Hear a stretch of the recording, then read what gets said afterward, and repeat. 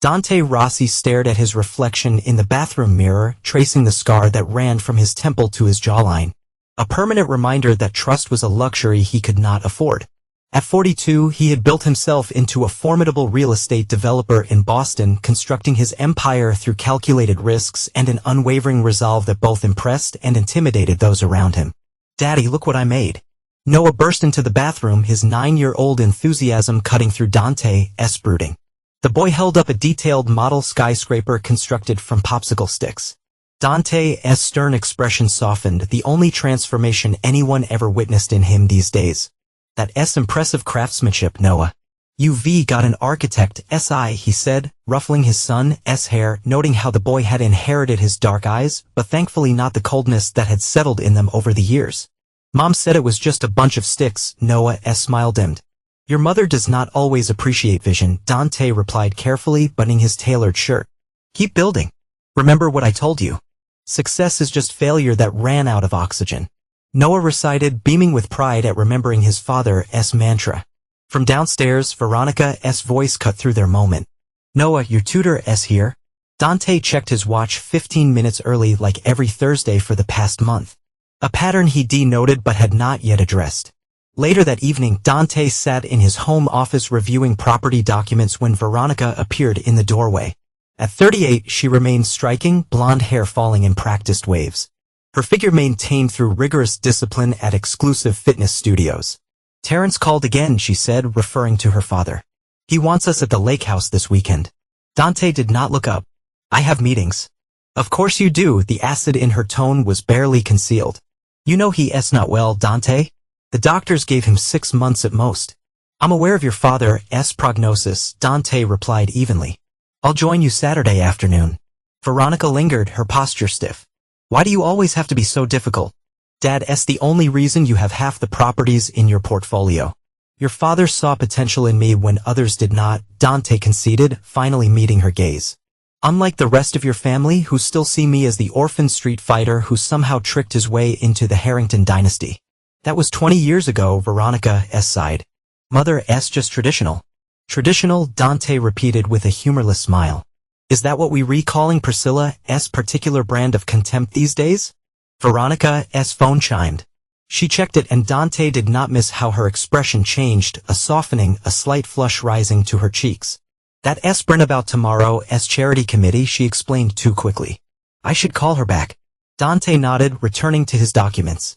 As she left, he opened his laptop and clicked on an application hidden within subfolders. The screen divided into multiple views showing security camera feeds from throughout their home, a system he upgraded personally with modifications no one knew about.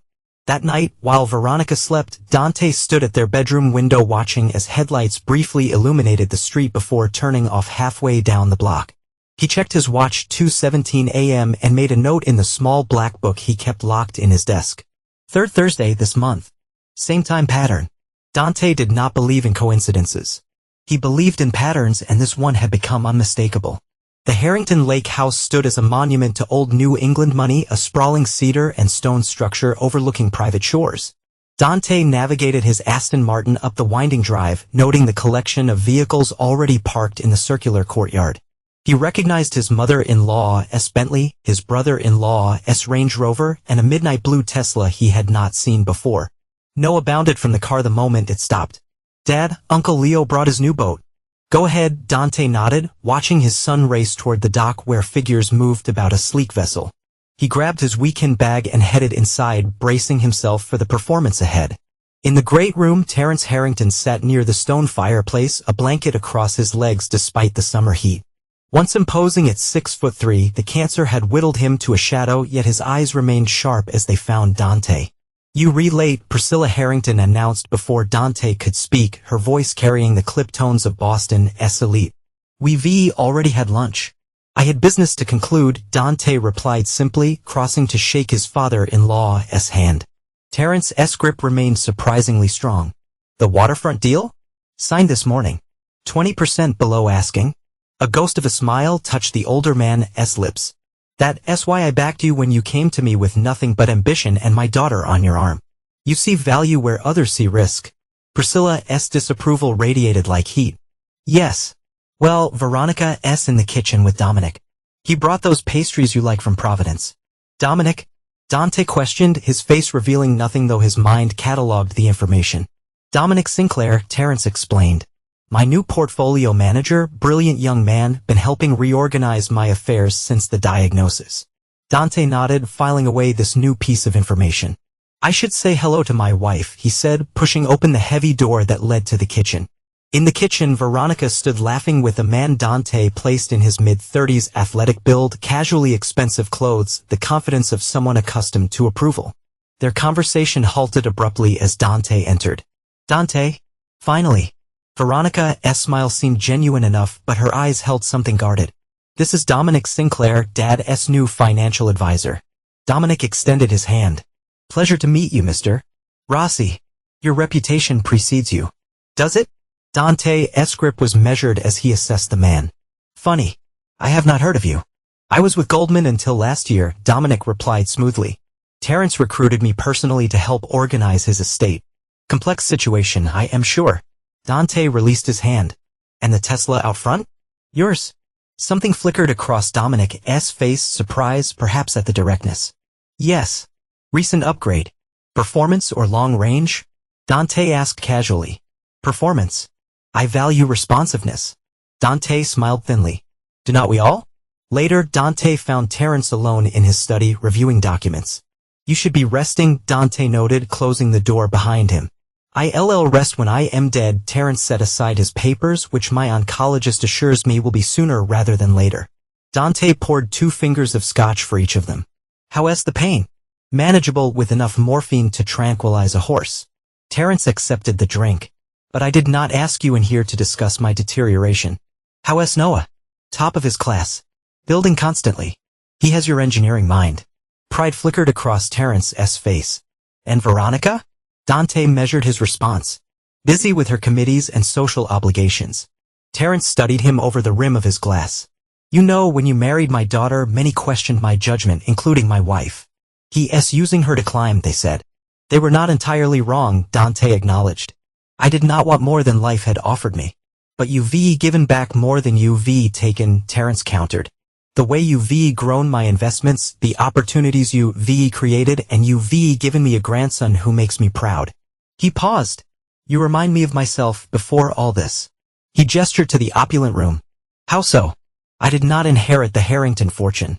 I married into it, Terrence revealed. Priscilla's family owned the shipping company. I was just a dock manager with big ideas. Dante absorbed this revelation. I did not know. If you do, Priscilla prefers the narrative where her bloodline carries the business acumen. Terrence leaned forward, his voice dropping. I need you to promise me something, Dante. When I am gone, watch over Noah. Make sure he knows his own worth, not the worth of his name or his inheritance. Of course, Dante agreed, sensing there was more. And be careful, Terrence added cryptically. Not everyone in this family shares my respect for you. That night, Dante lay awake beside Veronica, calculating. He observed Dominic throughout dinner, noting every small gesture and the way their conversations danced around hidden tensions. The way Dominic's eyes followed Veronica, their seemingly casual conversations that suddenly ceased when others approached, the subtle touch of hands when passing dishes, all of it formed a pattern Dante could no longer ignore. His phone vibrated with a text from a contact simply labeled R. Sinclair started working for Harrington 8 months ago. 2 prior positions. Clean record. Divorced 3 years. No children. Purchased Tesla 4 months ago. Condominium in Back Bay purchased last month. Cash buyer. Dante typed a response. Continue surveillance. Focus on Thursday evenings. A week later, Dante stood in his empty house reviewing footage from the security system. Veronica had told him she was attending her book club, but his cameras had captured her leaving an evening wear rather than casual clothes. Noah was at a friend's overnight birthday party. His phone rang. The private investigator he hired. Mr. Rossi. They at the Archer Hotel, room 718. Checked in an hour ago. Dante ended the call without comment. He walked to his office, unlocked a drawer, and removed a small digital recorder. For a long moment he stared at it, then placed it in his pocket and headed for the door. 2 hours later he returned. His expression unchanged, but something cold and resolute settled behind his eyes. He uploaded audio files to his computer, then made a phone call. "We need to meet tomorrow morning." The following day, Terrence Harrington suffered a massive stroke. He was rushed to Massachusetts General Hospital and placed on life support. The hospital corridor smelled of antiseptic and dread. Dante stood outside Terrence's room, watching through the glass as machines breathed for his father-in-law. Priscilla sat rigidly at the bedside, her perfect posture a defense against collapse. Veronica paced near the window, repeatedly checking her phone. "Dad." Noah's voice was small beside him. "Is Grandpa going to die?" Dante placed a hand on his son's shoulder. "The doctors are doing everything they can. But you always say not to avoid answering questions." Noah persisted, his intelligence burning through childish platitudes. "Yes," Dante admitted. "Your grandfather is dying." Noah nodded solemnly. "Mom keeps saying he'll be fine, but I heard the doctor talking. Your mother—" Dante chose his words carefully. "Sometimes people say things they wish were true instead of what is true. Is that why she told you she was at book club last night when she was not?" Dante's attention sharpened. "What do you mean, Noah?" "I forgot my overnight bag yesterday and came home to get it. Mom was dressed up, not like for book club, and she was talking on the phone saying she'd be there in 20 minutes and that he was working late again." Dante absorbed this information silently, impressed by his son's observational skills. "Noah, there is something important I need you to understand. Adults sometimes keep secrets." "Like you do with the cameras," Noah interrupted. Dante stilled. "What cameras?" "The ones in the air vents and behind the bookshelves," Noah replied matter-of-factly. "I found the app on your computer when I was looking for my architecture program." He looked up at his father. "Are you and Mom getting divorced like Patrick's parents?" Before Dante could answer, the door to Terrence's room opened and a doctor emerged, his expression grave. "Family of Mr. Harrington?" They gathered in the small consultation room. Priscilla, Veronica, Dante, and Noah. Dominic hovered near the doorway, his presence unexplained, but unchallenged. "The stroke has caused catastrophic damage," the neurologist explained. Mr. Harrington specifically indicated in his advance directive that he does not want extraordinary measures if recovery is unlikely. "There must be specialists, experimental treatments," Priscilla insisted, her composure cracking. "I am sorry, Mrs. Harrington. Based on his brain activity, even if we maintain life support, there would be no quality of life." Veronica broke into sobs. Dominic moved closer, placing a hand on her shoulder in a gesture that appeared consoling, but lingered too long. Dante observed this, his face impassive. "He say not hear us anymore, can he?" Dante asked the doctor. "We say not be certain, but it is unlikely he is processing auditory information." Dante nodded, then surprised everyone by requesting a moment alone with Terrence. In the hushed room, Dante stood beside the bed of the man who had been more father to him than mentor. "They moving quickly," he said quietly, knowing no response would come. "But IV moved faster. Everything is in place just as you asked." He placed a hand on Terrence's shoulder. "I'll protect Noah, and I'll make sure the truth comes to light." When the family returned, decisions were made. Life support would be withdrawn the following morning, per Terrence's wishes. As they prepared to leave, Dante noticed Dominic and Veronica exchanging glances, a silent communication that confirmed what he already knew. "Noah, go with your grandmother for a moment," Dante instructed. "I need to speak with your mother." When they were alone in the corridor, Dante studied his wife's face. Grief had smudged her makeup, but something else flickered behind her eyes. Calculation. "You should stay with your mother tonight," he said evenly. "She should not be alone." Relief washed over Veronica's features. "You rewrite. I'll come home in the morning after it is done." "Take whatever time you need," Dante replied, his tone neutral. "I'll take care of Noah." Veronica attempted to touch his face, a gesture that once would have seemed loving, but now felt performative. "You being surprisingly supportive." Dante stepped back from her touch, Family comes first. That's what your father taught me. That night, while Noah slept, Dante worked methodically in his office, organizing files, making calls, transferring data to secure drives. He moved with the quiet purpose of a man preparing for a storm, ensuring that every detail was in order for what was to come. The plan he'd been crafting since discovering Veronica's betrayal was accelerating, forced into motion by Terrence's imminent death. His private phone rang at 2:17 a.m., exactly the time pattern he documented. "He is gone," the voice on the other end informed him. "Peacefully about 10 minutes ago. And the other matter?" "Confirmed. They together at his condominium. She arrived 30 minutes after leaving the hospital."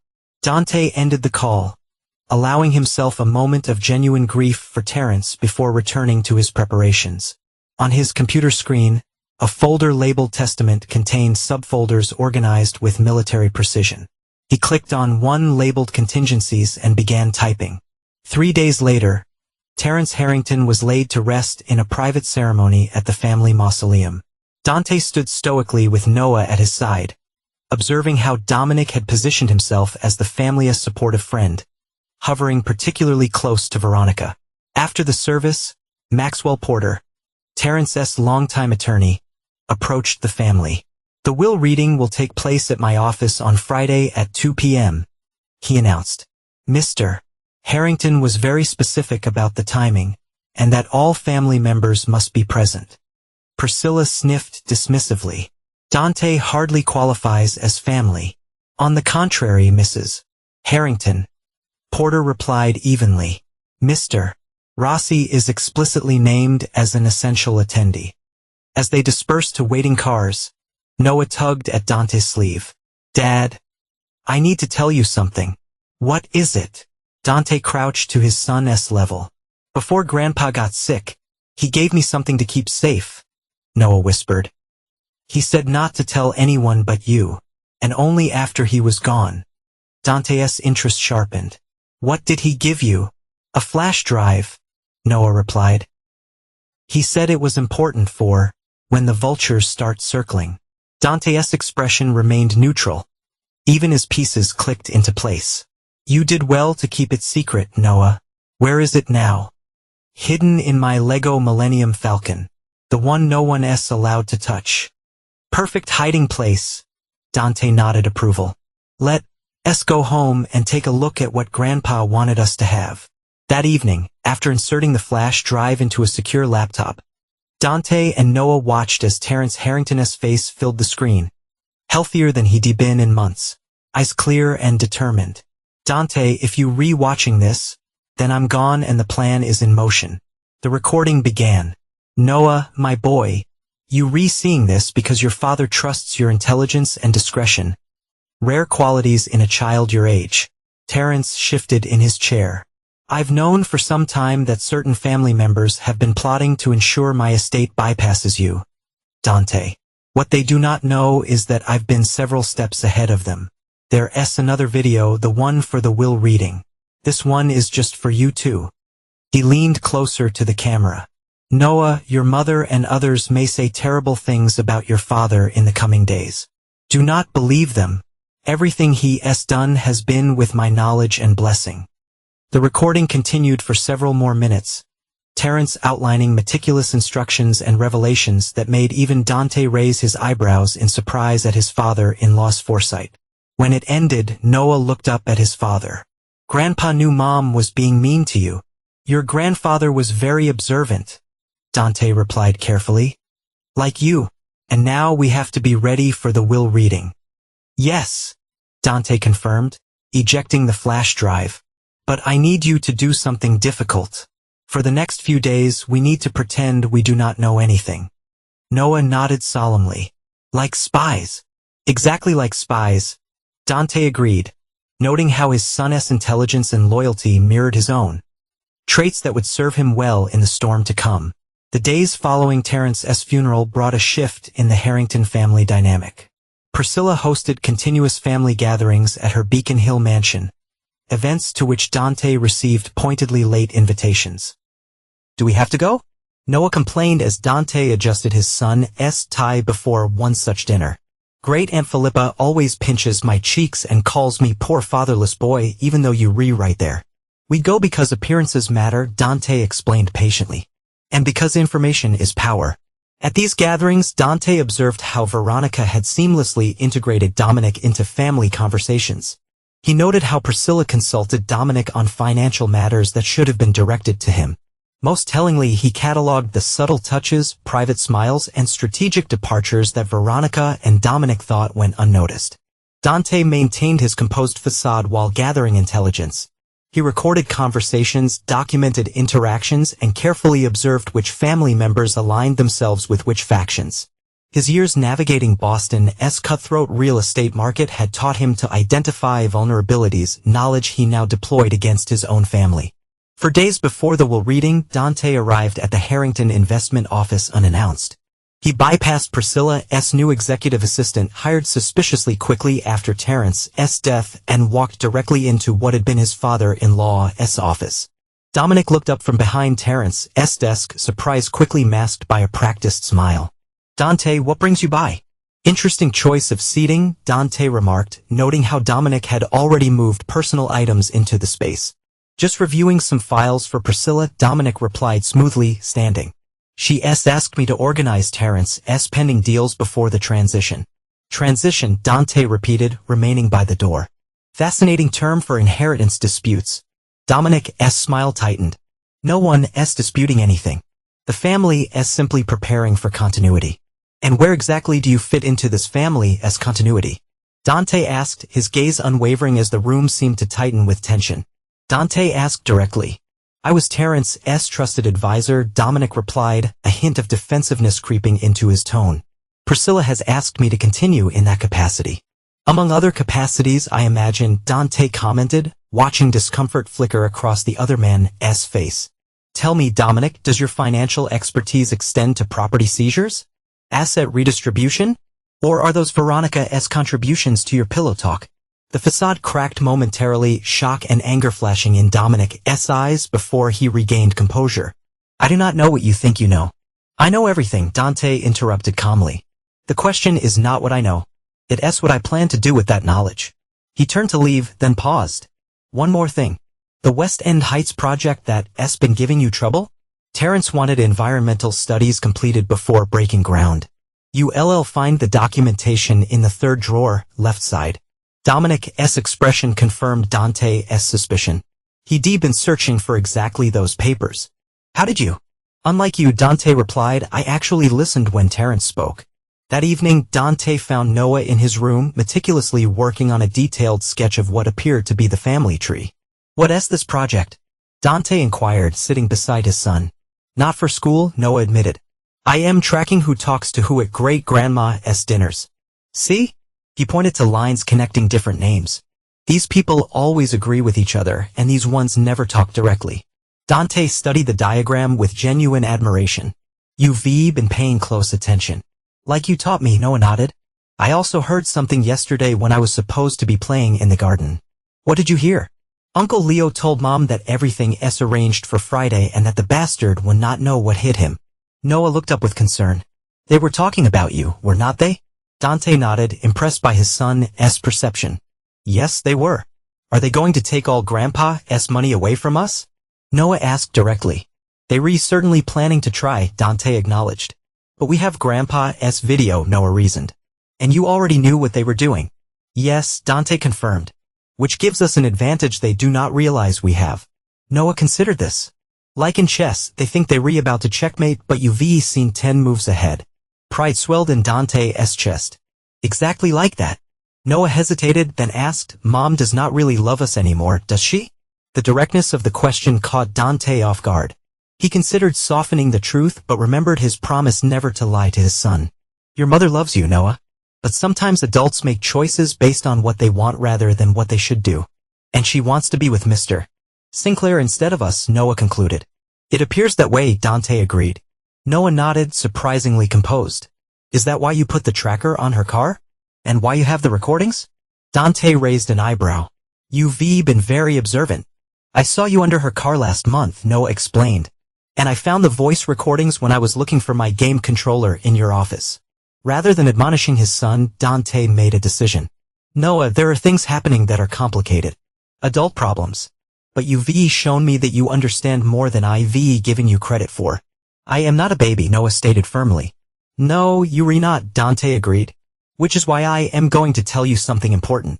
The will reading on Friday is not going to go the way your mother and grandmother expect. But for our plan to work, we need to continue acting like we do not know anything. What is going to happen? Noah asked, eyes wide with curiosity. Justice, Dante replied simply. Now there is something specific I need you to do at the reading.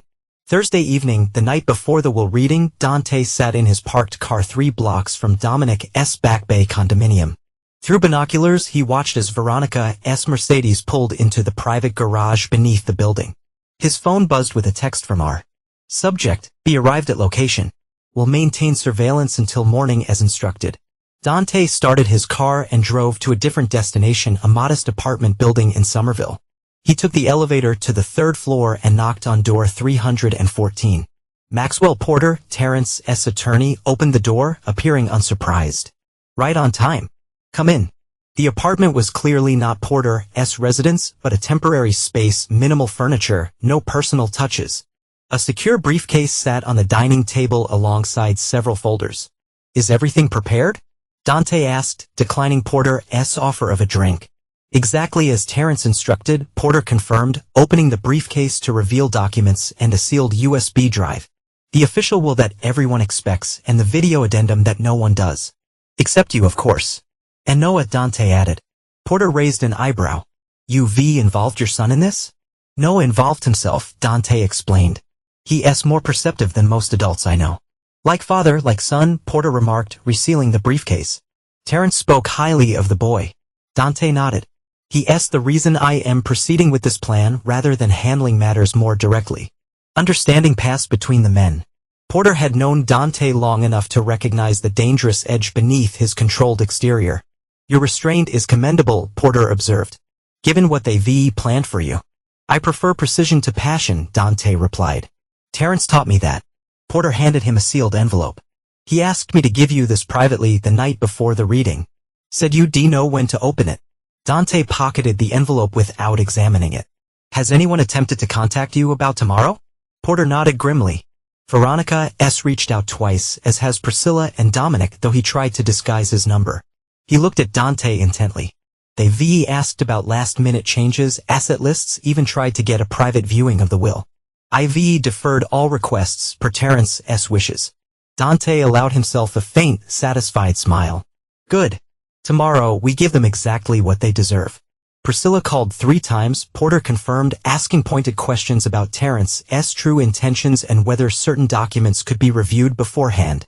And Dominic, he sent his assistant to my office with a rather transparent attempt at bribery. A vintage bottle of Macallan and hints about future legal work for Harrington Investments. Dante's expression hardened. They were getting desperate. With good reason. With good reason, Porter noted. The preliminary filings I submitted yesterday will have alerted them that something unexpected is coming. Good, Dante checked his watch. I should get back to Noah. As Dante turned to leave, Porter called after him. Terrence knew what he was doing when he chose you, not just as a business protege, but as family. He was a better father to me than my own ever was. Dante acknowledged quietly. He said something similar before he died. Porter revealed that you were the son he wished he'd had back home. Dante found Noah still awake, sitting in the window seat of his bedroom. Mom's not coming home again, is she? Noah asked without turning around. No, Dante confirmed, sitting beside his son. Not tonight. Noah nodded, unsurprised. I packed some of my important stuff in my backpack. Just in case we have to leave after tomorrow. The simple statement revealed how deeply Noah understood the situation. Dante put an arm around his son's shoulders. Smart thinking. But whatever happens tomorrow, remember that I've planned for every possibility.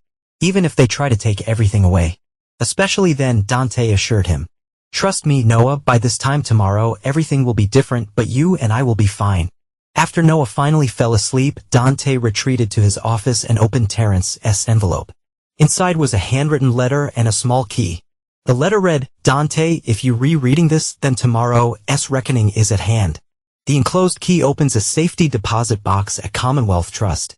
Box number 70 to 721.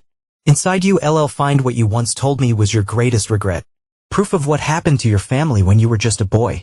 IV spent years quietly investigating, and IV found what the authorities could not or would not. It's all there. Consider it my final gift to you. The truth you've been seeking since we met. Use it wisely and remember your promise about Noah. He has your strength and intellect, but hopefully none of our darkness. Terence Dante stared at the key, emotions he rarely permitted himself threatening to surface. He carefully refolded the letter and secured both items in his personal safe. At midnight, he received confirmation that all elements of his plan were in place. The morning would bring either vindication or destruction, and Dante had prepared for both. The morning of the will reading dawned bright and clear, a beautiful September day that belied the storm gathering within the Harrington family. Dante dressed meticulously, choosing a dark suit that conveyed both respect and authority. He woke Noah, who was already dressed and ready, his backpack packed and waiting by the door. "Are you ready for today, Noah?" Dante asked, ruffling his son's hair. Noah nodded solemnly. "I am ready, Dad. Let's go get justice." As they drove to Maxwell Porter's office, Dante could feel the tension building. Today would be the day when all the secrets, all the manipulations, and all the betrayals would come to light. And he was ready to face whatever came his way. Dante rose early, dressed meticulously in a charcoal suit that Terence had once complimented, and prepared a special breakfast for Noah. "Big day," he said, placing chocolate chip pancakes, a rare treat, in front of his son. Noah, already dressed in his best clothes, nodded solemnly. "I remember everything you told me to do." "And what's the most important part?" Dante asked, testing his son's recall. "Timing," Noah replied confidently. "I do not say anything until after they all being mean. And I only mention the video when you give me the signal." "Perfect," Dante confirmed, impressed by his son's composure. "No matter what happens, remember that we a team." Noah squared his small shoulders. "I am not afraid of them." "That makes one of us," Dante said with a rare smile. "You braver than I was at your age." At that moment, Dante's phone buzzed with a text from Veronica, "Meeting you and Noah at Porter's office. Do not be late." Dante showed Noah the message. "Notice anything?" Noah studied it. "She does not ask where she was all night. And she does not say anything nice." "Very observant," Dante nodded approval. "What else?" "She assumes we'll just do what she says," Noah added after a moment. "Like we need her permission." "Exactly," Dante confirmed. "Which tells us she's confident about what's going to happen today." As they prepared to leave, Dante received another text, this one from his investigator. "Packages delivered to all specified destinations. Confirmation receipts secured." "What does that mean, Dad?" Noah asked, reading over his shoulder. "It means our chess pieces are in position," Dante explained. "Now we just need to play the game."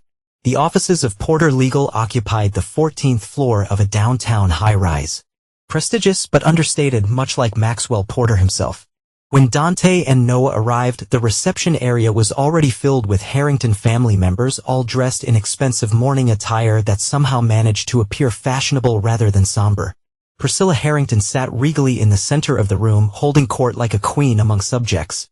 She acknowledged Dante and Noah with the barest nod before continuing her conversation with Veronica's brother, Leo. Veronica stood near the window with Dominic, their postures carefully maintaining a professional distance that did not match the intimacy in their exchanged glances. When she spotted Dante and Noah, she separated from Dominic and approached them. "There you are," she said, bending to straighten Noah's already perfect tie. "I was beginning to worry." "We exactly on time," Dante pointed out. "As requested." "Yes." "Well?" Veronica's smile appeared strained. "Mother's been asking for Noah. She wants him to sit with her during the reading." "I want to stay with Dad," Noah replied before Dante could answer. A flash of annoyance crossed Veronica's features. "Noah, do not be difficult. This is a family matter." "Dada's family," Noah insisted, his voice carrying enough to turn heads. Priscilla's voice cut through the resulting silence. "The boy should be with his grandmother and mother during this difficult time. After all, we are his blood relatives." Dante placed a protective hand on Noah's shoulder. "Noah stays with me." The tension in the room escalated until Maxwell Porter emerged from his inner office. "If everyone would please come in, we're ready to begin." The conference room was arranged with a large oval table, place cards indicating predetermined seating. Dante noted that his position was at the far end from Porter, while Priscilla, Veronica, and Dominic were clustered near the attorney. Mr. Sinclair, Porter addressed Dominic formally. While you were certainly close to Mr. Harrington, this reading is restricted to family members unless specifically noted in the will itself. Dominic's confident smile faltered. Priscilla asked me to attend as the family's financial advisor. Nevertheless, Porter remained firm. Protocols must be followed. Perhaps you could wait outside until Terrence would have wanted him here, Priscilla interrupted, curious but insistent. He's been managing the family investments since before my husband's illness. Porter consulted a document before him. Actually, Mr. Harrington did leave specific instructions about today's attendees. He looked up. Mr. Sinclair is permitted to stay but must be seated apart from family members. This unexpected development created a ripple of murmurs. Dominic, attempting to maintain his dignified facade, moved to a chair against the wall. Dante observed the small disruption to their planned choreography with quiet satisfaction. Once everyone was seated, Porter began the formal proceedings. We are gathered today to execute the last will and testament of Terrence Edward Harrington as prepared and signed on August 4th of this year, approximately 1 month before his passing. He removed documents from his briefcase along with a sealed envelope. Before I read the will itself, Mr. Harrington left specific instructions that this letter be read aloud first. Porter opened the envelope and began reading. To my family assembled today, if you rehearing these words, then I have finally surrendered to the cancer that has been my unwelcome companion these past months.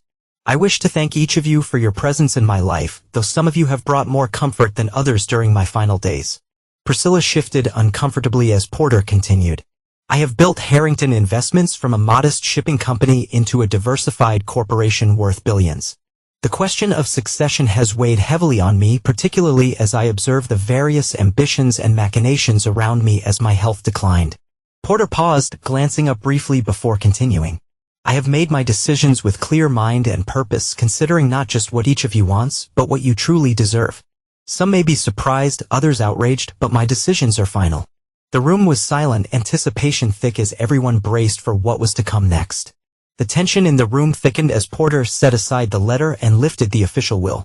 For the next 20 minutes, he detailed specific bequests, charitable donations, personal items to various relatives, shares in subsidiary companies to loyal employees. As the reading progressed, Dante observed the growing confusion and alarm on Priscilla's face. None of the major assets had yet been mentioned, not the primary company holdings, not the family estates, not the considerable investment portfolios.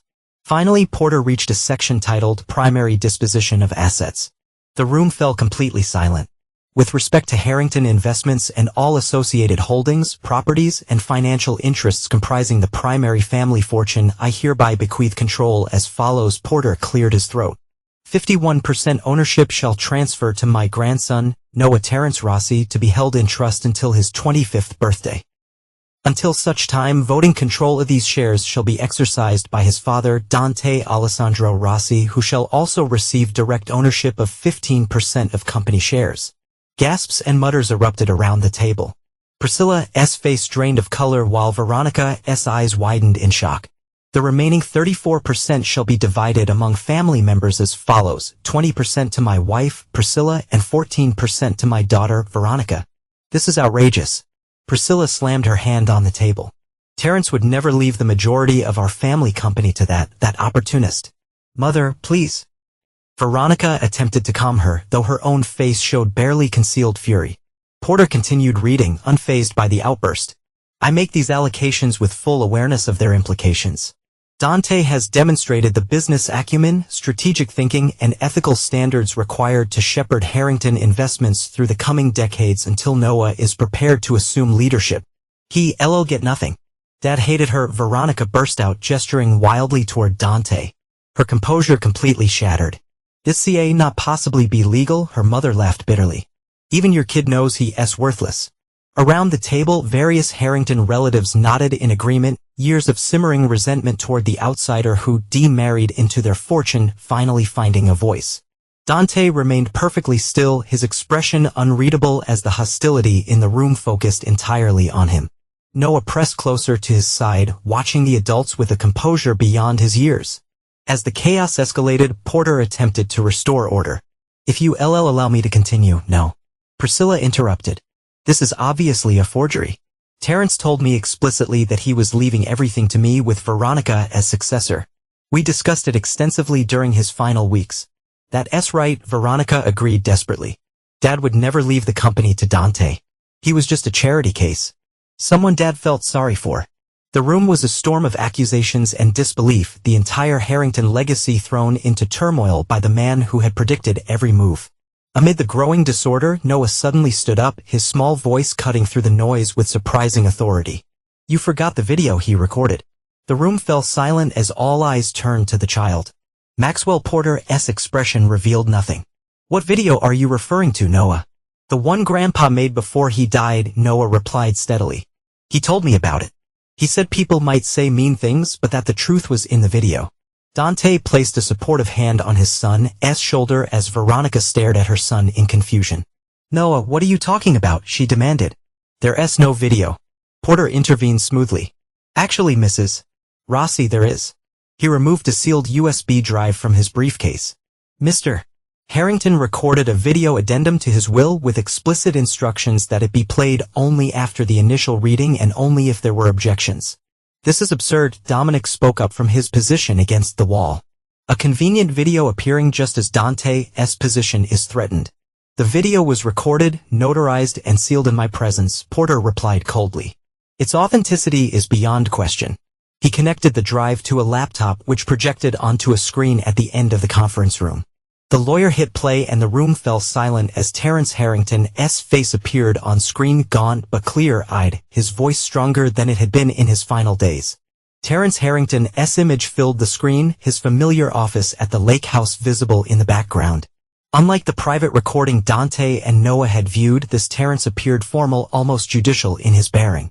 If you re-watching this, he began, then two things have happened. First, Ivy died. Second, my will has been contested, most likely by my wife and daughter. He allowed himself a thin smile. Predictability has always been their weakness. Priscilla made a choked sound of outrage, but remained seated as Terrence continued. What follows is not just a clarification of my wishes, but evidence supporting my decisions. First, to address the inevitable claim that I hated Dante or considered him worthless. Nothing could be further from the truth. The video switched to footage clearly taken from security cameras in Terrence's office. Various scenes played, showing Terrence and Dante in deep discussion over business matters, their mutual respect evident. In one clip, Terrence explicitly stated, "You've doubled our real estate holdings in 5 years, Dante. Not even I managed that kind of growth." The video returned to Terrence. While certain family members were arranging charity galas and attending spa retreats, Dante was quadrupling the value of our Boston waterfront properties and expanding our interests internationally. He fixed the camera with a steady gaze. The trust VE placed in him is not sentimental. It's based on proven results. Terrence shifted in his chair, preparing to reveal more than just business truths, ready to document the loyalties and betrayals that had shaped his final act. The screen split to show surveillance footage from various locations. Veronica and Dominic in intimate embraces in his office, his apartment, hotel rooms. Priscilla in meetings with competitors sharing documents clearly marked confidential financial records showing unexplained transfers from company accounts to offshore holdings. For 18 months, Terrence continued, his voice hardening, my wife and daughter have been systematically preparing to strip Dante of his position and his rightful share once I died. They diverted over $30 million, attempted to sabotage 3 major development projects, and most disturbing, conspired with Dominic Sinclair to create fraudulent evidence of embezzlement against Dante. Gasps echoed through the conference room. Veronica had gone deathly pale while Dominic stared at the screen in open horror. What you did not know, Terrence continued implacably, is that I've been aware of your schemes from the beginning. Not just your business betrayals, but your personal ones as well. The footage shifted to Veronica and Dominic in Terrence's own study at the lake house, searching through his desk. The night you searched my office for my updated will, Terrence narrated, I was allegedly sedated in my bedroom. In reality, I was documenting your actions and finalizing my contingency plans with Dante. The screen returned to Terrence's face. Veronica, you chose to betray not just your husband but your father as well. Priscilla, you were willing to destroy a company I spent 50 years building, all to maintain your social position. And Dominic, Terrence's expression hardened further. You re nothing but an opportunistic parasite who saw my illness as your chance to climb. Did you really think I had not investigated your past financial management roles that ended so abruptly? The video displayed newspaper articles detailing financial improprieties at Dominic's previous firms, carefully worded but damning nonetheless. IVE provided copies of all this evidence to the appropriate authorities, Terrence continued. They'll be receiving the full documentation shortly after this video is played. I suggest you all start preparing your legal defenses because you're going to need them. The room was silent, the weight of Terrence's revelations hanging heavy in the air. Dante watched the reactions of those around him, seeing the shock and betrayal etched on their faces. Noah, standing beside him, looked up with a mixture of pride and sadness. Dad, Noah whispered, are they really that bad? Dante nodded grimly. They are, Noah. But we knew this was coming. We were ready. As the video ended, Porter turned off the projector and faced the stunned room. As you've seen, Mr. Harrington's decisions were not made lightly. He had evidence of betrayal and deceit, and he acted accordingly. The will stands as it is, and any attempts to contest it will be met with the full force of the law, backed by the evidence Mr. Harrington has provided. Priscilla, her face a mask of fury, stood up abruptly. This is not over, she hissed. We will fight this. We will expose Dante for the fraud he is. Veronica, tears streaming down her face, looked at Dante with a mix of anger and despair. How could you do this to us? She cried. To your own family? Dante's expression remained calm and resolute. You stopped being my family the moment you chose greed and betrayal over loyalty and love. Terrence saw the truth, and so do I. Noah and I will move forward, and we will build a future based on honesty and integrity, something you clearly know nothing about. With that, Dante took Noah's hand and led him out of the room, leaving behind a storm of accusations and disbelief. As they walked away, Dante knew that the battle was far from over, but he was ready to face whatever came next. Whether they pursue charges will depend on how you all conduct yourselves moving forward. Porter has full instructions. Terrence leaned back, suddenly looking very tired. I had hoped for better for my family. Fortunately, in Dante and Noah, I found what was missing in those connected to me by blood, integrity, and vision. His expression softened slightly. Noah, if you re-watching this, know that I am proud of you. Listen to your father. He is a better man than most will ever acknowledge. The screen cut to black. Then Terrence appeared one final time. This recording serves as a legal addendum to my will. Any attempt to contest these provisions will trigger immediate forwarding of all collected evidence to federal prosecutors. Choose wisely. The video ended. The conference room remained in stunned silence for several long moments. Maxwell Porter calmly disconnected the USB drive. I believe that addresses all objections to the will as read. Are there any questions? Priscilla was the first to recover, her aristocratic composure reasserting itself despite her ashen complexion. This is a fabrication, clearly manipulated footage. Every clip is time-stamped and has been authenticated by independent experts. Porter interrupted smoothly. The originals are secured in multiple locations, along with considerably more material than was shown today. Veronica turned to Dominic, panic in her eyes. You said there was no way he could have known. You promised me. Be quiet, Veronica, Dominic hissed, already calculating his next move. Throughout these exchanges, Dante had remained silent, his hands steady on Noah's shoulder. Now he spoke, his voice quiet but carrying an authority that immediately commanded attention. Terrence gave you all a choice. Accept his decisions or face legal consequences. I suggest you consider carefully. You planned this? Veronica accused, tears of rage forming in her eyes. You manipulated a dying man. No, Mom. Noah interrupted, his young voice steady. Grandpa showed me everything. He knew what you and Dominic were doing. He showed me the pictures. Veronica recoiled as if slapped. What pictures? Of you kissing Mr. Sinclair in Grandpa's house. Noah replied matter-of-factly. And in his car. And at his apartment when you said you were at yoga. The brutal simplicity of the child's statements silenced the room once again. Dante finally stood. Porter, I believe we concluded business here. Noah and I will be available to sign any necessary documentation at your convenience. Wait just a minute, Leo protested, finding his voice. UCA not just walk away with our family company. Actually, he can, Porter confirmed. As of this morning, all transfers have been legally executed. Dante now controls 66% of Harrington Investments, both personally and as trustee for Noah. You'll regret this, Priscilla promised, her voice venomous. We have friends in this city. Powerful friends. So do I, Dante replied evenly. And unlike you, IV earned their respect and loyalty. Unlike you, IV earned their respect and loyalty. I suggest you all think very carefully about your next moves. Because I assure you, I am prepared for whatever comes next. And I would not hesitate to use every resource at my disposal to protect what is mine and what is Noah's. With that, Dante took Noah's hand and led him out of the room, leaving behind a storm of accusations and disbelief. As they walked away, Dante knew that the battle was far from over, but he was ready to face whatever came next. He had the truth on his side, and that was all the advantage he needed.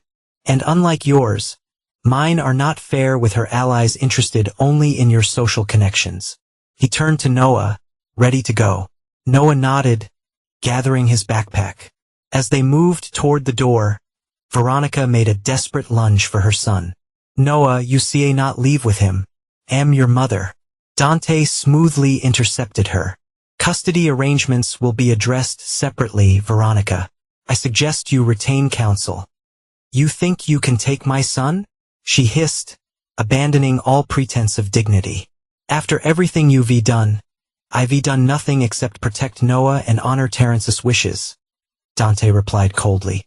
You the one who needs to explain your actions to Noah, to the courts, and possibly to prosecutors. As they left the conference room, the sounds of chaos erupted behind them. Accusations, denials, threats. Noah walked beside his father, his small hand trustingly in Dante's larger one. Did we win, Dad? He asked quietly in the elevator. Dante looked down at his son, seeing strength and intelligence beyond his years. The battle, yes, but the war is just beginning. The aftermath of the will reading unfolded with the precision Dante had anticipated. Within hours, Boston's elite social circles buzzed with rumors. By evening, business publications had picked up the story of the Harrington succession surprise.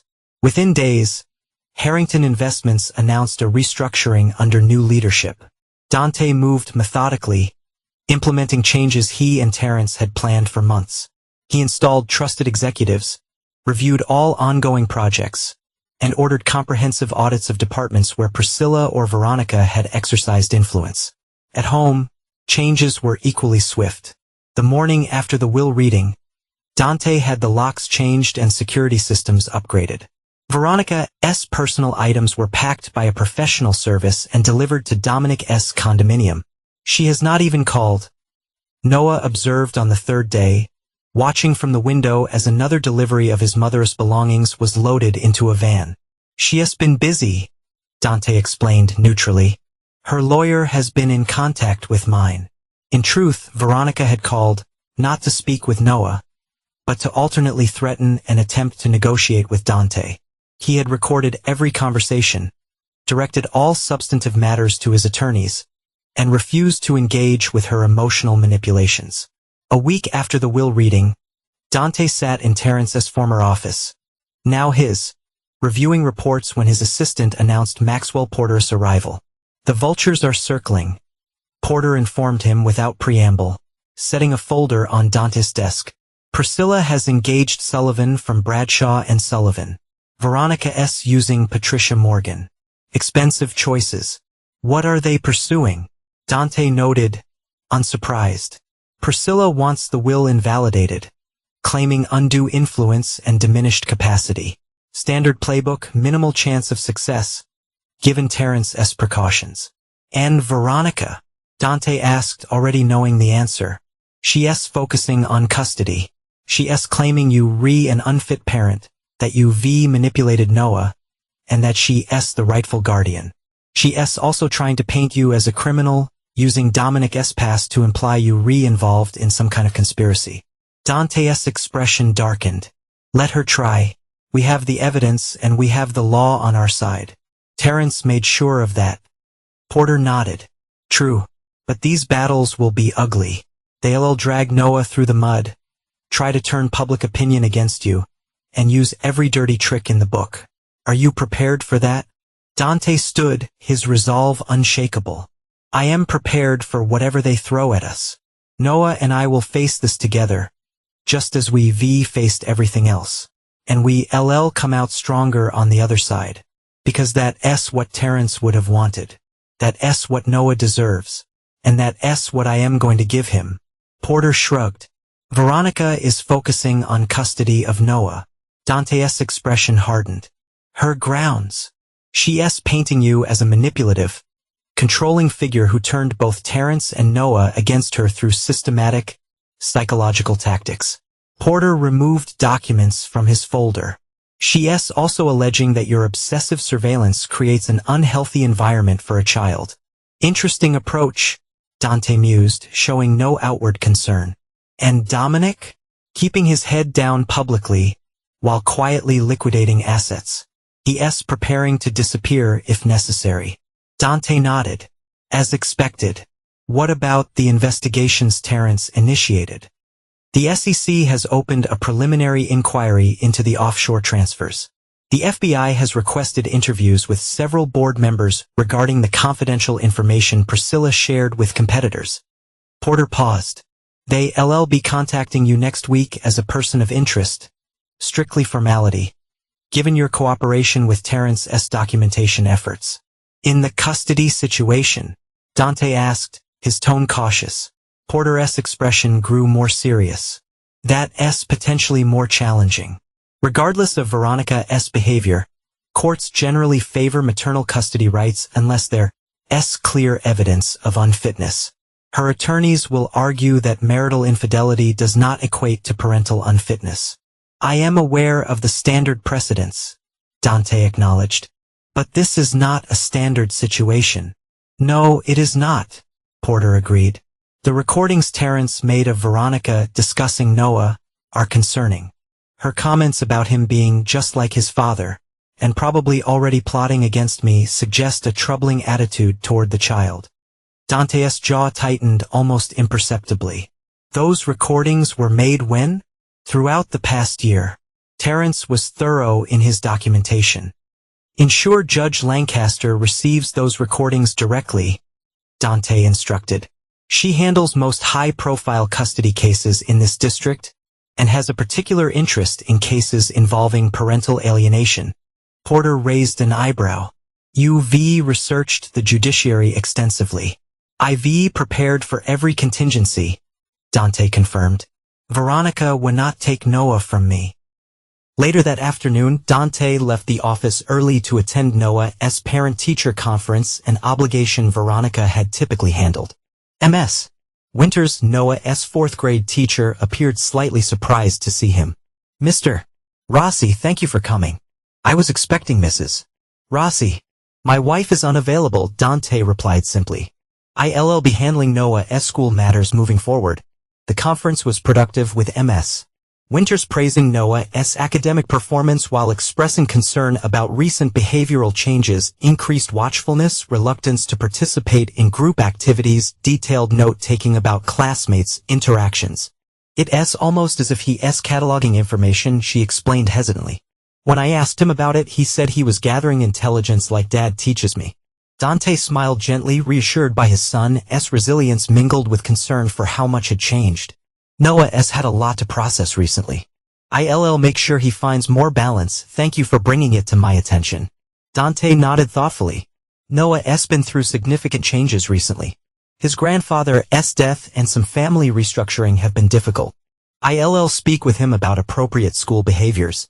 On the drive home, Dante broached the subject. Ms. Winters mentioned you've been taking notes on your classmates.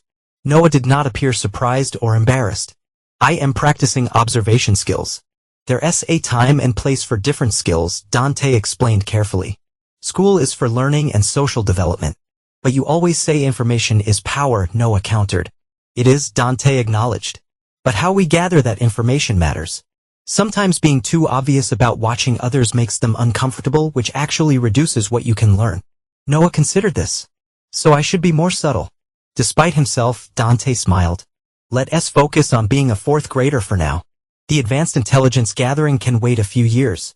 When they arrived home, Noah went upstairs to change while Dante checked his secure messages. One caught his immediate attention, a report from his investigator showing Dominic Sinclair meeting with Leo Harrington at an out-of-the-way restaurant in Brookline. Dante was reviewing this concerning development when Noah called down from upstairs. Dad, someone's been in my room. Instantly alert, Dante took the stairs two at a time. In Noah's bedroom, drawers stood partially open and his desk showed signs of hasty searching. I can tell because my Lego models are moved, Noah explained, pointing to subtle discrepancies in his meticulously organized collection. And my special box is not where I left it. Dante immediately checked the security system's logs. It showed Veronica's access code being used 3 hours earlier, a code he had deliberately not deactivated, anticipating she might make such a move. What was in the special box, Noah? Dante asked, already suspecting the answer. The flash drive Grandpa gave me, Noah admitted. But I moved it last week after you told me Mom might try to take things. Pride mixed with concern in Dante's expression. Where did you put it? In your office safe, Noah revealed. I watched you open it once and remembered the combination. I figured that's where important things go. Relief washed through Dante. You did exactly right, Noah. Very quick thinking. He made an immediate call to his security team, ordering the installation of a sophisticated surveillance system throughout the house. Within hours, additional cameras and motion sensors were in place, and all access codes except Dante's and Noah's had been purged from the system. That evening, as Noah slept with Dante keeping watch from a chair in the corner of his room, Dante's phone rang with a number he recognized, Veronica. Where is it? She demanded without preamble. Hello to you too, Veronica, Dante replied calmly. Breaking and entering is a serious crime. Even when you use an access code. Do not lecture me about crimes, she hissed, her anger simmering just beneath the surface. Not after what you've done. Where's the flash drive? Safe, Dante answered simply. Along with copies of the security footage showing you searching our son's room today. Another interesting exhibit for the custody hearing. You've poisoned my son against me, Veronica accused, her voice cracking. Turned my father against me. Stolen everything that should have been mine. I did nothing of the sort, Dante countered evenly. Your own actions accomplished all that. You chose Dominic over your family. You chose greed over loyalty. You chose deception over honesty. Those were your decisions, Veronica, not mine. You'll pay for this, she promised, her voice suddenly cold. You think you've won, but you have no idea what's coming. Actually, I do, Dante replied. Leo is planning something with Dominic, something desperate involving the Boston South development. You should warn them that the construction site has new security measures. The stunned silence on the other end confirmed his suspicions. How did you? I see everything, Veronica. I always have. Dante's voice was calm, but carried an unmistakable warning. Tell Leo and Dominic to stand down. Further actions against me or Noah will only worsen their situations. This is not over, Veronica insisted before hanging up. No, Dante agreed to the silent room. It's not. The following morning brought news that Priscilla Harrington had been hospitalized following what was described as a minor stroke. Medical privacy laws prevented Dante from getting details, but his sources reported her condition as serious but stable. Should we visit great-grandma in the hospital? Noah asked at breakfast. We can send flowers, Dante offered, studying his son. Would you like to see her? Noah considered the question with surprising maturity. Not really. She was always mean to you and she never really talked to me except to say I should be more like Cousin Philip. Sometimes illness changes people's perspectives, Dante noted, giving Noah the option. Did it change Grandpa's? Noah asked perceptively. No, Dante admitted. It confirmed what he already believed. Noah nodded, satisfied with this logic. Then we'll send flowers but not visit. 3 days later, Dante received a call from Maxwell Porter. There's been a development. Veronica is withdrawing her custody petition. Dante, who had been reviewing plans for the Boston South project, set down his pen. Explain. Her attorney contacted mine this morning. They re-proposing a settlement. Veronica relinquishes all custody claims and accepts restricted visitation rights. In exchange, you authorize a one-time payment of $5 million as career transition assistance. She's running, Dante concluded immediately. With Dominic. That would be my assessment, Porter agreed. The proposed settlement includes a non-disclosure agreement and mutual non-disparagement clauses. Dante considered the implications. Have the money traced when it moves. I want to know exactly where they go. You re-accepting the offer? Porter asked, gauging his response. Yes, Dante replied with resolve. It's a small price to pay for Noah's peace and our future. Porter sounded surprised. With modifications, Dante clarified. No lump sum. The money will be placed in a trust with quarterly payments of $250,000.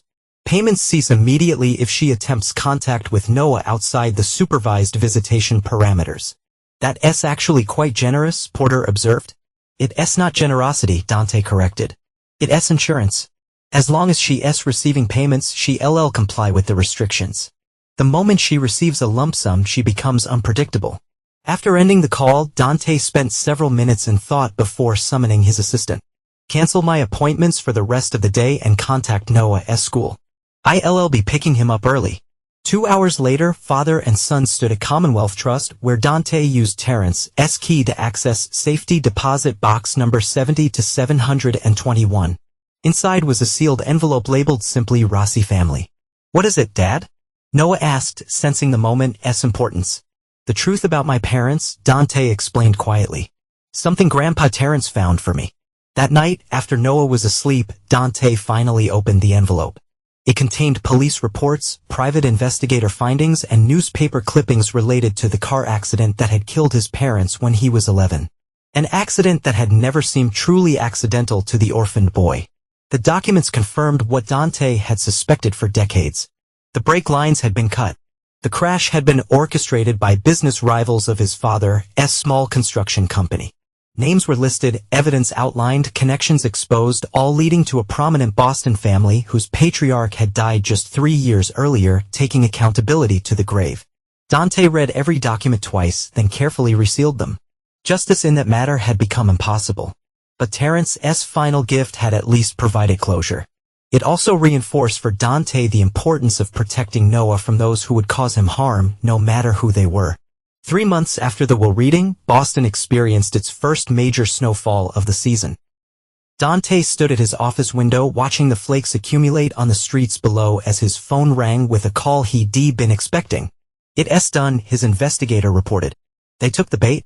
Dominic accessed the fabricated server files using the credentials your IT team planted and the monitoring software installed successfully when he downloaded what he thought were confidential development plans. We now have complete access to his laptop and phone. Dante nodded in satisfaction. Maintain surveillance. Let me know when they make their move. The trap had been meticulously designed over weeks. Following the custody settlement, Veronica and Dominic had indeed fled Boston, first to New York, then to Miami. They had been tracked every step of the way, their communications monitored, and their movements anticipated. Dante had ensured that every contingency was covered, every potential threat neutralized. Now, as the snow fell outside, Dante prepared for the final confrontation. He had the evidence, the leverage, and the resolve to see this through to the end. For Noah, for Terrence, and for the truth that had been buried for too long. The storm outside mirrored the one brewing within the Harrington family, and Dante was ready to face it head-on. But Dante had known they would not stay away permanently, not with their thirst for revenge and Dominic's financial situation deteriorating as his reputation in financial circles collapsed. The bait, seemingly vulnerable server access to Harrington Investments' planned waterfront development, had been Dominic's last hope of recovering his losses. The files contained enough authentic information to appear legitimate while the supposedly confidential investor lists and financial projections were carefully crafted fiction. That evening, Dante took Noah to the symphony, a tradition they had established in recent months. The boy had shown surprising appreciation for classical music, another trait that reminded Dante of Terrence. Dad, Noah whispered during intermission, that man 3 rows behind us keeps looking at us. Dante, who had already noted the individual in question, nodded approvingly at his son's awareness. Good observation. He works for your great-grandmother. Is he spying on us? Gathering information, Dante corrected mildly. Priscilla wants to know how we're doing. Since her stroke, Priscilla Harrington had retreated from public life, recuperating in her Beacon Hill mansion. Her legal challenges to the will had been quietly withdrawn after Porter delivered a detailed dossier of her financial improprieties to her attorneys. Should we say hello to him? Noah asked. No, Dante replied. But we'll give him something interesting to report. As they left the symphony hall, Dante deliberately walked past the man, pausing just long enough to say, "Tell Priscilla that Noah enjoyed Tchaikovsky immensely. Perhaps she'd like to hear him play piano sometime. If she can behave appropriately." The man's stunned expression confirmed he had not expected to be identified so easily. 2 weeks later, as Christmas approached, Noah came home from school with an unexpected request. "Mom called me today," he announced during dinner. Dante immediately set down his fork. "She called you directly? At school?" Noah nodded. "During lunch. She said she misses me and wants to see me for Christmas. She said I could bring presents for her and Uncle Dominic to the park on Saturday." Dante maintained a calm exterior despite his fury at this violation of the custody agreement. "What did you tell her?" "That I needed to ask you first," Noah replied. "And that she was not supposed to call me without permission." "You handled that perfectly," Dante assured him. "How did that make you feel, hearing from her?" Noah considered the question seriously. "Weird. Like she was a stranger pretending to know me." He hesitated. "She sounded different. Kind of desperate." Dante nodded, filing this information away. "Would you like to see her on Saturday?" "No," Noah answered without hesitation. "It feels like a trap." Pride mingled with concern in Dante's chest. His son was developing the same instincts that had kept Dante alive and successful. But he wondered if such wariness was healthy in a child so young. In the quiet of their home that night, he promised himself that he would, one day, give Noah back the safety and peace that he deserved. "We'll respect your decision," Dante assured him. "I'll have Mr. Porter handle the communication." Later that night, Dante received the alert he'd been anticipating. Dominic had activated the compromised server access from a hotel IP address in Cambridge. Live monitoring showed him downloading financial data related to Harrington's new development. Data deliberately salted with proprietary information that would trigger federal securities violations when used. Dante made 3 calls in sequence. First to his security team, then to Porter, and finally to an FBI contact Terrence had cultivated years earlier. The trap was sprung.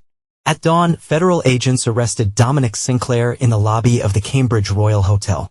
The charges: corporate espionage, attempted securities fraud, and conspiracy. His laptop contained not only the planted evidence but also emails revealing his and Veronica's plans to use the stolen information to sabotage the waterfront project. Veronica managed to evade the initial arrest, having left the hotel hours earlier. But her options were rapidly diminishing as her accounts were frozen and her face appeared on law enforcement bulletins. 3 days later, as Dante worked late in his home office, the security system alerted him to movement on the property perimeter. The cameras showed a hooded figure approaching the house from the garden side, a figure whose gait he immediately recognized despite the disguise. Rather than triggering the alarm, Dante disabled the internal security system for 3 minutes. He sat calmly at his desk, a glass of scotch in hand.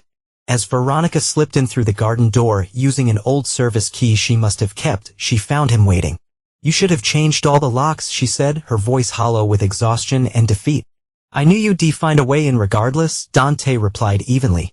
"And I wanted this conversation." Veronica looked haggard, her designer clothes replaced by nondescript attire, her once perfect hair now dyed brown and cut short. "Where's Noah?" she asked, her voice trembling slightly. "Safe," Dante assured her. "And not here." She nodded, sinking into a chair across from him. "Dominic's been arrested." "Yes. You set him up." "I created an opportunity," Dante corrected. "He made his own choices." Veronica studied him with red-rimmed eyes. "You've taken everything from me." "You had everything," Dante countered calmly. "A husband who provided for you. A son who adored you. A father who indulged you. You threw it all away." "For what?" she asked bitterly. "A younger man who actually desired me?" Bitterness laced her words. "You stopped seeing me years ago, Dante. I became just another asset in your portfolio." "That's not true," Dante replied. "But it's a convenient narrative for justifying betrayal." She laughed humorlessly. "Always so controlled. So calculated. Do you feel anything at all, Dante? Did you ever love me? Or was I just your ticket into my father's world?" "I loved you once," Dante acknowledged, surprising her with his honesty. "But love is not enough to sustain a relationship. Trust is. Loyalty is. And you chose to betray both." Veronica's expression hardened. "And what about you? You've manipulated everyone around you. Terrence, Noah, even me. You know better than I am." "Perhaps not," Dante conceded. But IV never pretended to be anything other than what I am. You, on the other hand, have spent your life hiding behind lies and deceit. And now you're repaying the price for those choices. Veronica stood, her resolve crumbling. I just want to see Noah. One last time. That's not possible, Dante said firmly. Not after everything you've done. You've forfeited that right. She nodded, tears streaming down her face. I suppose I deserve this. I just wanted to be loved, Dante. Truly loved. Love is not something you take, Veronica, Dante said softly. It's something you earn. And you chose to throw mine away. As she turned to leave, Dante made one final offer. If you surrender peacefully, I'll make sure Noah knows you loved him. That you made mistakes, but that you cared. It's the best I can do. Veronica paused at the door, her back to him. Tell him I am sorry. Tell him I love him. And with that, she slipped out into the night, leaving behind a trail of shattered dreams and broken promises. Dante watched her go, a sense of finality washing over him. The battle was over and he had won. But the victory tasted bitter, for it had come at the cost of a love that could have been, but never was. Before you showed me who you really are. Silence stretched between them, years of resentment and lies filling the space. I need money, Veronica finally said. Enough to disappear somewhere they would not find me. Who is they? Dante asked, though he already knew. The people Dominic borrowed from, she admitted. They were not the type who accept excuses. Dante studied her for a long moment. You came here hoping I'd help you escape the consequences of your actions. Again. You were still Noah's father, she tried, her voice pleading. Whatever happened between us, stop, Dante interrupted, his voice suddenly hard. Do not use Noah to manipulate me. Not anymore. He stood, walking to his safe. After entering the combination, he removed a passport and an envelope. This contains $100,000 and identity documents for Victoria Bennett. A car is parked 3 blocks north with the keys in the visor. Drive to Portland, Maine. A ticket on tomorrow's ferry to Nova Scotia is waiting, it will call. Veronica stared at him in disbelief. You helping me? I'm ensuring Noah does not lose his mother to prison or worse, Dante clarified. But understand this, you will never contact him again. Not until he's 18 and can decide for himself whether he wants you in his life. That's cruel, she whispered. It's merciful, Dante corrected. The alternatives all end with you in federal custody. Tears filled her eyes. Can I at least say goodbye to him? No. Dante's response was immediate and final. You forfeited that right when you used him in your schemes. I never used Noah, she protested weakly. You called him at school, violating our agreement to lure him to a meeting that would have exposed him to Dominic's criminal associates, Dante stated flatly. Your desperation made you willing to risk our son. The truth of this accusation silenced her protests. You have 20 minutes before the security system reactivates, Dante informed her. After that, ICA not protect you from what happens. Veronica took the envelope and passport with trembling hands. At the door, she turned back. Will you ever forgive me? Dante's expression remained impassive. No. And Noah? Will you tell him the truth someday? He already knows more truth than you realize, Dante replied. The rest will be his to discover when he's ready. After she left, Dante poured another scotch and placed a call. She's gone. Track her to the border, then terminate surveillance. A week later, on Christmas morning, Dante and Noah sat before the fire opening gifts. The boy had been subdued since learning of his mother's disappearance, but seemed to be finding a new equilibrium. Dad, Noah asked, setting aside his new telescope.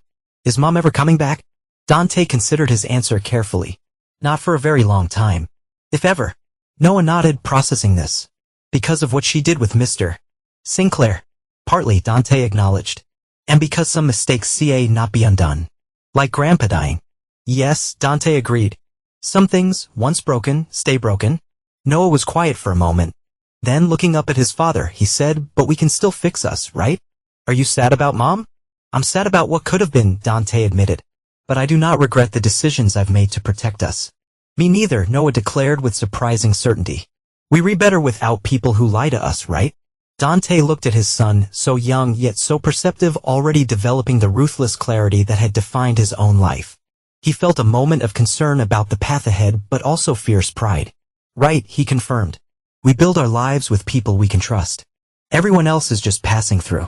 As the snow fell outside their window, father and son continued opening presents, their future stretching before them. A future built on the foundation of uncompromising principles that both protected and isolated them from a world of potential betrayals. In his office safe, alongside Terrence's revelations about his parents' deaths, Dante had placed a new file, one containing evidence of every illegal and unethical action he'd taken to ensure his and Noah's security. Someday when Noah was ready, he would share these truths as well, completing his son's education in the realities of power, justice, and the necessity of zero forgiveness. And so, as winter wrapped its silence around Boston, Dante and Noah sat together before the fire, unbreakable, building their own legacy, one forged in truth, loyalty, and hard-earned wisdom.